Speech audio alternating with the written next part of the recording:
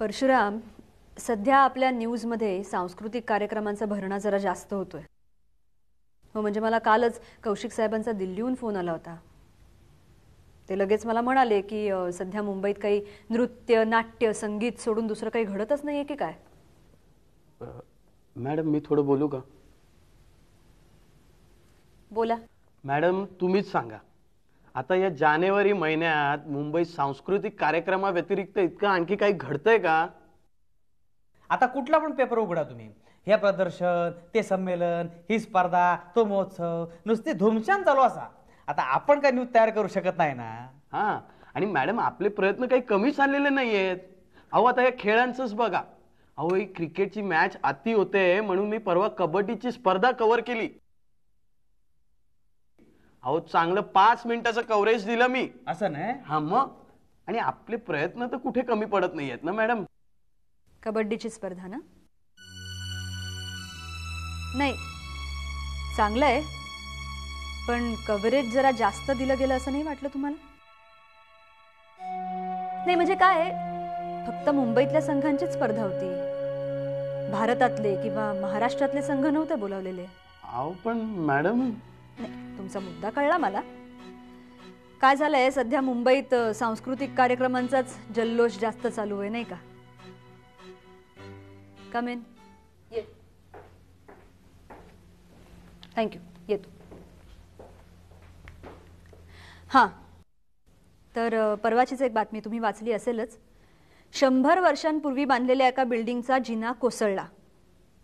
आपण यावर फीचर करू शकतो ना, मुंबईमधल्या अतिशय जुन्या बिल्डिंग्स. काय? चांगली कल्पना असा. असेच काही विषय तुम्हालाही शोधावे लागतील, थोडे पॉलिटिकल, सोशल, पण न्यूजमध्ये व्हरायटी पाहिजे. हो, तुम्ही एक काम करा, तुम्ही जरा आज थोडा विचार करा आणि संध्याकाळी जायच्या आधी मला पुन्हा एकदा भेटा.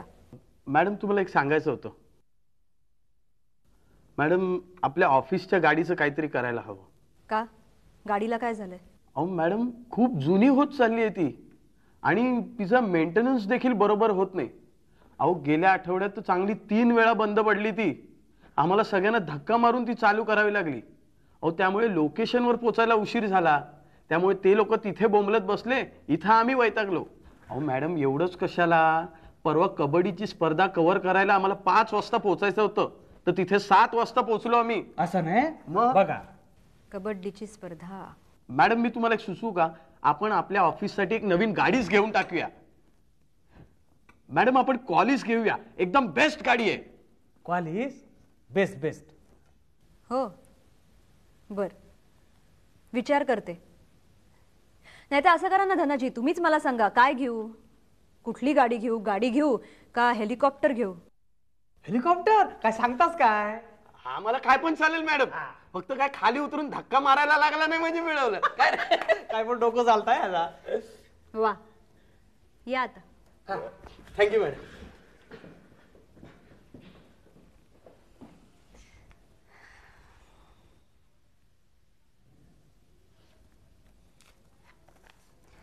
आकांक्षा Joshi, communication world wide.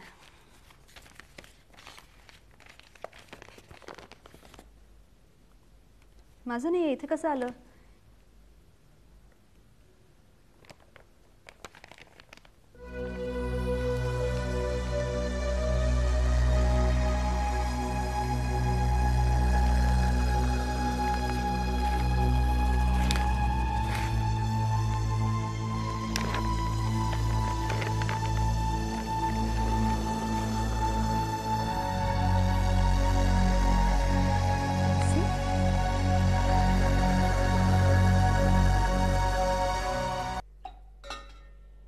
Bunty दादा,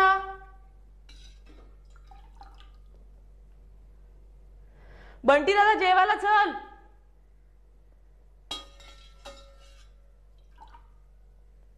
बंटी दादा.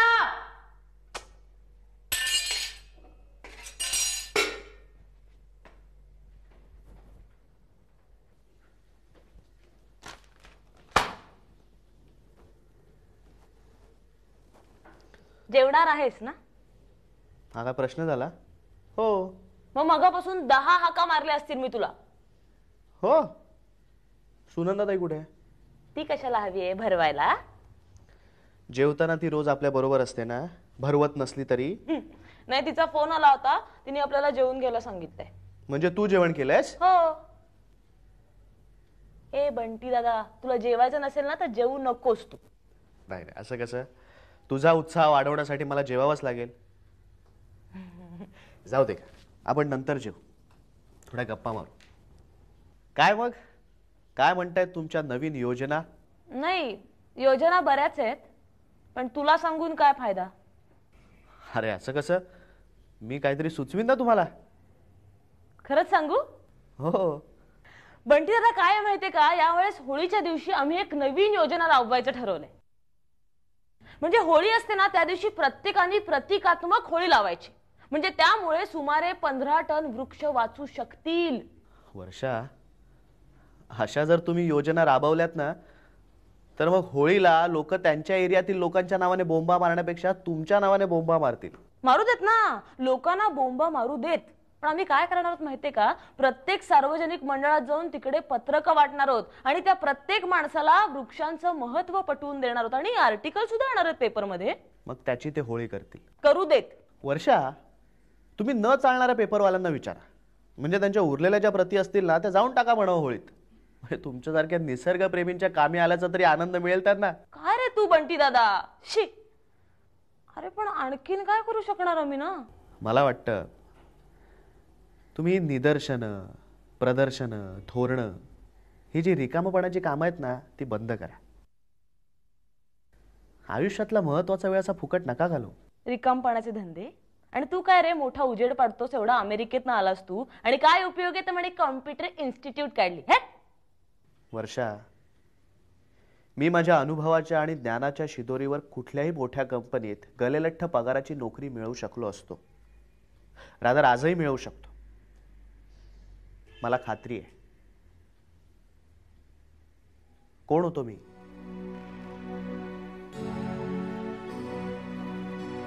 रस्त्यावरचा, गटारा शेजारचा एक अनाथ पोर. प्लॅटफॉर्मवर बूट पॉलिश करायचो. तुझ्या आईनं प्लॅटफॉर्मवरून उचलून वटवृक्ष शाळेत माझं नाव घातलं नसतं ना, तर आजही कोणाचे तरी बूट पॉलिश करत असतो. शिक्षणानं मला सामाजिक स्थान मिळवून दिलं. माझ्या पाठीशी सदैव ही शिक्षक मंडळीच होती. काका, जया अंकल, शरद सर, सुधा मॅडम, सुनंदाताई. कोण होतो मी त्यांचा? काय नातं होतं माझं त्यांच्याशी? माझं नशीब थोर म्हणून मला ही असली माणसं भेटली. जीवापाड प्रेम केलं त्यांनी माझ्या. अमेरिकेला जाण्यापूर्वी मी जया अंकल आणि सुनंदाताईला काय त्रास दिलाय ना, माझं मला माहिती. पैशाच्या मागे मी कधीच नव्हतो. पैसा माझ्याकडे येणं हे विधिलिखित आहे.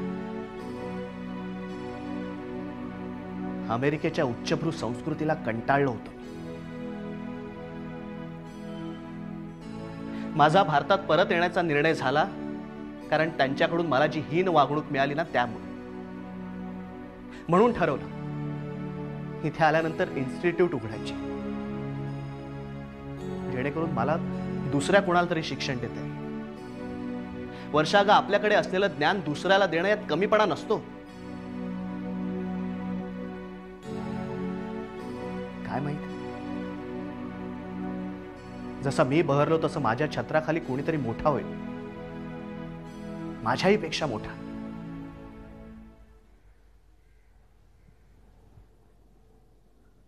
बंटी दादा, थांबलास का? किती छान बोलत होतास. का? हे सगळं सांगून तुला काय फायदा? तू शेफारून जाऊ नकोस, पण आता ना तू काका पवारांसारखं बोलत होतास. खूप छान, ऐकावं असं वाटत होतं. हो, मला ना कसला तरी वास येतोय. कसला? बहुतेक आतमध्ये आपली.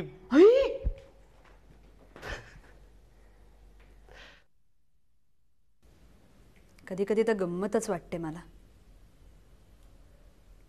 एखाद्या माणसाला मी ओळखते, चांगली ओळखते, असं उगाचच वाटत असतं मला. आणि मग असं काहीतरी होतं आणि त्या माणसाचं वागणं इतकं बदलतं. कशामुळे? काय रे, मी एकटीच बोलते नचिकेत. तू बोल ना काहीतरी. दगडाशी बोलते का मी? दगडाशीच बोलतेस तू. भाषण ऐकताना समोरच्या माणसाने दगडच व्हायचं असतं.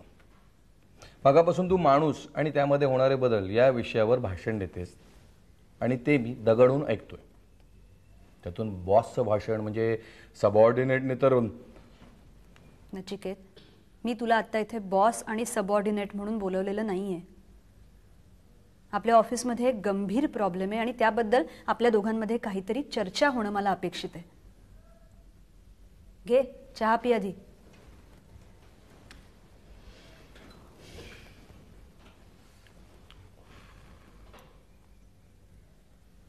छा, थंड झाला सगळं. नको मला आता. बरोबर आहे. तुझा एकपात्री प्रयोग चालू होता ना. काय आकांक्षा, एवढ्या वाफा येतात, गरम नाहीये. मला याच्यापेक्षा कडक लागतो. बरं ते जाऊ दे. तुला काही चर्चा करायची आहे या विषयावर का करायची नाहीये? बोला, काय प्रॉब्लेम आहे? अरे असं काय करतोस? मग एवढा वेळ मी काय बोलतेय? प्रॉब्लेम सोडून सगळं. सॉरी. बरं, मला तुला असं सांगायचं होतं की इतके दिवस जो काही मला संशय येत होता तो खरा आहे. म्हणजे आपल्या ऑफिसच्या स्टाफपैकी कुणीतरी एक जण कार्यक्रम कव्हर करण्यासाठी बाहेरच्यांकडून लाच घेतोय. नक्की? 101%. तुला पुरावा दाखवते ना मी. एक मिनिट.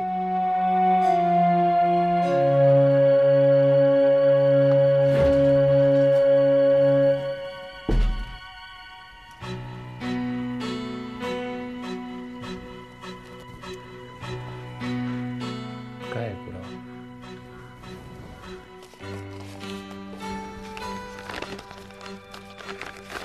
हे बघ. बरं, इतके दिवस मला संशय होता धनाजीचा, पण या पाकिटावर नाव वेगळ्याच कोणाचं तरी आहे. हे काय नचिकेत, मला काहीच कळत नाहीये. नाही, कोणीतरी लबाडी करतो हे मात्र नक्की. तर हे पैसे आपल्या ऑफिसमध्ये आले आहेत म्हणजे नक्कीच तो आपल्या ऑफिसमधला कोणीतरी आहे.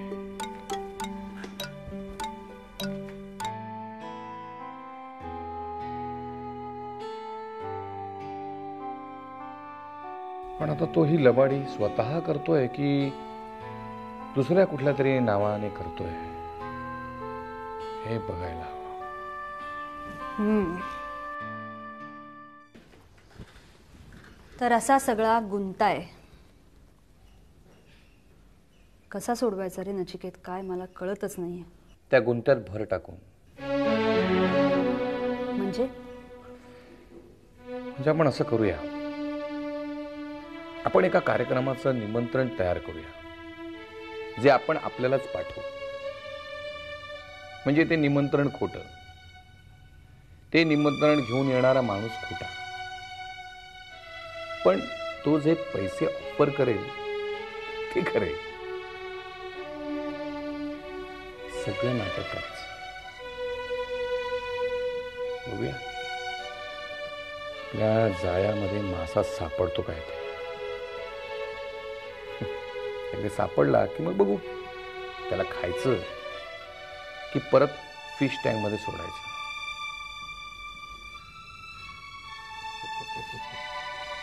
डन. डन. धना, हा, मी एका ज्वेलरी शॉपच्या उद्घाटनाला जात आहे. बर, दुपारपर्यंत फ्री होई ना? चालेल. मग मॅडमनी सांगितलंय तुला माझी मदत लागेल म्हणून. होय काय रे? अरे हो, 4 वाजता आपल्या युनिव्हर्सिटी कॅम्पसवर जायचंय वॉक्स पॉक्स साठी. असा काय सब्जेक्ट काय रे? अरे गेल्या आठवड्यात नाही का कॉलेज कॅम्पसवर एका मुलीवर बलात्कार झाला ते. हा. त्या संदर्भात तिथल्या अधिकाऱ्यांशी, मुलांशी आणि प्राध्यापकांशी आपल्याला बोलायचंय. अरे बापरे, म्हणजे इम्पॉर्टंट फीचर असा. अरे हो, म्हणूनच तुला, मला आणि श्रुतीला त्या सगळ्यांचे इंटरव्ह्यूज घ्यायला सांगितलंय मॅडमनी. मग मी तुला कुठे भेटू? तू एक काम कर, तुझं सगळं तिकडचं आटपलं ना की मला मोबाईलवर फोन कर, मग आम्ही दोघं जण तुला पिकअप करू रस्त्यात. ओके? चालेल. काय? मी माणिकराव कांबळे, बर. एकता समिती चिंचपोकळीचा सेक्रेटरी. आमच्या इथे ज्येष्ठ नागरिकांचा सत्कार होणार आहे, आपण यायचं. ही त्याची निमंत्रण पत्रिका. बर, कधी आहे कार्यक्रम? अरे बुधवारी असा. नाही बुधवारी जमूचा नाही हो. का रे? असं काय करतस? बुधवारी कसा जमणार? बुधवारी आपल्याला प्रदर्शन कव्हर करूचा ना. कसलं? कुठला? अरे PCRAच. इंधन वाचवा, वीज वाचवा, गॅस वाचवा. अरे हो हो हो, सकाळी ते कव्हर करायचंय ना आपल्याला. अहो फक्त 5 मिनिटाचं काम आहे हो. अहो तुमचं 5 मिनिटाचं काम आहे हो, पण आधी तास दीड तास आमचा वाया जातो त्याचं काय. शिवाय जाण्या येण्यातला वेळ फुकट जातो तो वेगळाच. नाही म्हणजे मंत्री साहेब काय म्हणाले की जर मी टीव्हीवर दिसणार असेल तरच कार्यक्रम येणार, म्हणून म्हणतो. ओ माणिकराव, तुम्ही काय म्हणतात किंवा तुमचे मंत्री काय म्हणतात हे इम्पॉर्टंट नाही हो. आमच्या चॅनलची पॉलिसी काय म्हणते ना त्याप्रमाणे आमका वागूक होया ना. नाही तुमचं बरोबर आहे हो, पण मी काय म्हणतो, तुम्हाला काहीतरी अधिकार असतीलच ना. म्हणजे तुमच्या पॉलिसीत बसेल असं काहीतरी करा आणि आमचा कार्यक्रम करून टाका, मग तर झालं. म्हणजे मला काय म्हणायचं आहे की आपण असं केलं तर.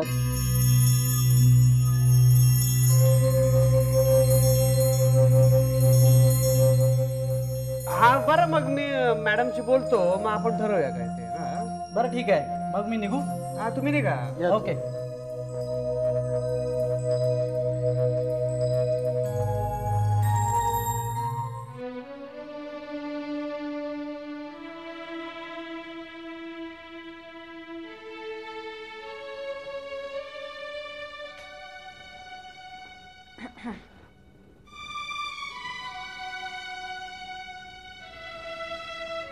काय खेळ संपला तुझा? खेळ संपल्यातच जमा. बरं, मला तुला काहीतरी एक महत्त्वाचं सांगायचं होतं. मागच्या आठवड्यात आम्ही जी मीटिंग ठरवली होती त्या मीटिंग मध्ये आम्ही सगळं तू मला का सांगतेस? मला यातलं काहीही कळत नाही, पण तरीही मला तुला सांगायचं आणि ते तू ऐकायचंयस. सांग. तर मागच्या आठवड्यात घेतलेल्या मीटिंग मध्ये आम्ही नवीन काही मार्केटिंग स्ट्रॅटेजीज ठरवल्यात.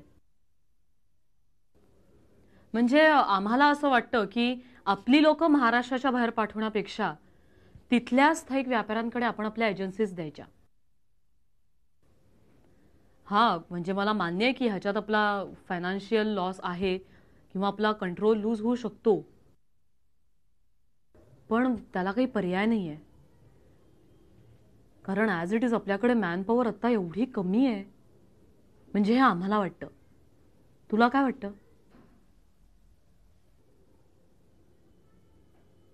अर्थात हे सगळं एक्सपेरिमेंटल बेसिसवर असेल. त्याकरता आम्ही पहिल्यांदा MP मध्ये एक ट्रेडर ठरवलाय, अगरवाल ट्रेडर्स. बुडाल, साफ बुडाल. अगरवालची कुठलाही कॉन्ट्रॅक्ट कराल ना तर बुडाल. काय? अरे पण त्याचं मार्केटमध्ये चांगलं रेप्युटेशन आहे.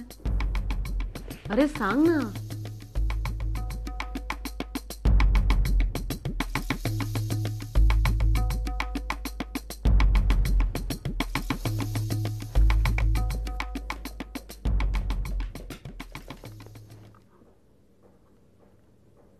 हॅलो, हां डॉक्टर भाटवडेकर. हां मी मिसेस अनुष्का महाजन बोलतेय. हो नाही, बरं मी तुम्हाला सांगायला फोन केला होता की निशांत आता काहीतरी वेगळाच रिॲक्ट झाला. हो म्हणजे आता इतक्या वर्षानंतर बिझनेस विषयी त्यांनी काहीतरी स्वतःचं मत व्यक्त केलंय. हो बरं, मग ही पॉझिटिव्ह साईन असू शकते ना? अच्छा, म्हणजे आता त्याच्यात कॉन्फिडन्स परत यायला लागेल तर. ओके ठीक आहे, थँक्यू.